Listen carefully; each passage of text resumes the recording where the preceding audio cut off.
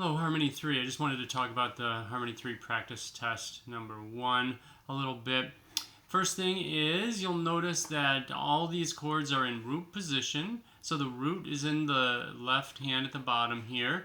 And then usually the guide tones are above it. So in this case right here, you have a G, that's the root. Then you have a B flat and an F. And that should give you the quality of the chord. Look, everything is diatonic. Even this D natural is diatonic. It's just a reminder, accidental. So this chord is fully diatonic in the key. Okay, so root plus the guide tones should give you the quality of the chord.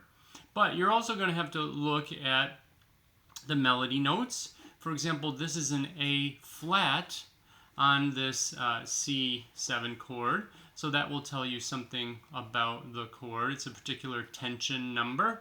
And so that'll tell you about the chord scale used. And it is the one we expect for this chord, but just so that you are always paying attention to the melody notes, here's an F natural and an E flat on this D chord. So that should tell you about these tensions as well. All right. So the melody, you will have to look at the melody to determine the chord scale in some cases. Okay, and we will study modulation soon, but for now, this second half of this tune is in a different key. See how there's a G, B, F sharp in the D here? So there's a G major 7 chord. So that's a 1 major 7 in the key of G. Look, it also ends on G. So this whole section is in G. And so even though there are plenty of accidentals, a lot of chords are diatonic to the key. I can see this one is diatonic, this one and this one are all diatonic. And then others, too. Okay, so just make sure you're remembering that this is in the key of G, this whole second section, okay? And, but, there will be some tensions to look at, and that will help you determine the chord scale.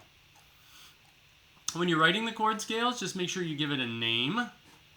Each chord scale should have a name, like mixo flat 9, sharp 9, flat 13, something like that. And one of them is done for you. And look, when we modulate to G, I've put a new key signature here. So you can write it out in the key of G, and that should be a little bit easier to understand for this chord, okay? All right, in the third one, third page, this is a blues, and it basically has any chords that are in the blues, well, most chords that are in the blues are going to take the normal chord scales that they would take if they were in a regular song. So if this E7, I won't give that example. But anyway, you should analyze these just as you would in a normal song, except of course, when you have a 1 chord, it's often a dominant 7 in the blues, almost always. And then a 4 chord is almost always a dominant 7. And a 5 chord as well is going to be a dominant 7. So remember, dominant 7s are big in the blues. But rather than all Roman numerals, I want to make sure you guys are thinking about functions. So you're going to use tonic, subdominant, and dominant.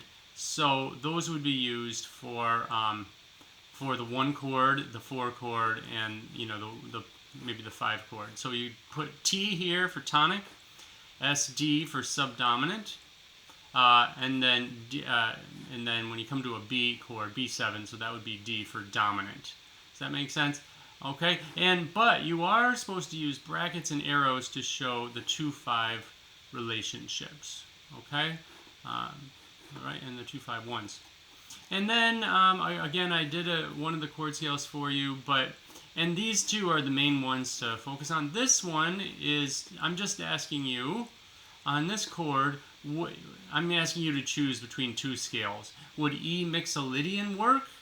E Mixolydian? Or would E blues scale work? You might have to look up the blues scale if you don't remember that. Okay, so that's it for this page, and that's it for the test. So good luck. I hope that helped, and I'll see you when we go over it.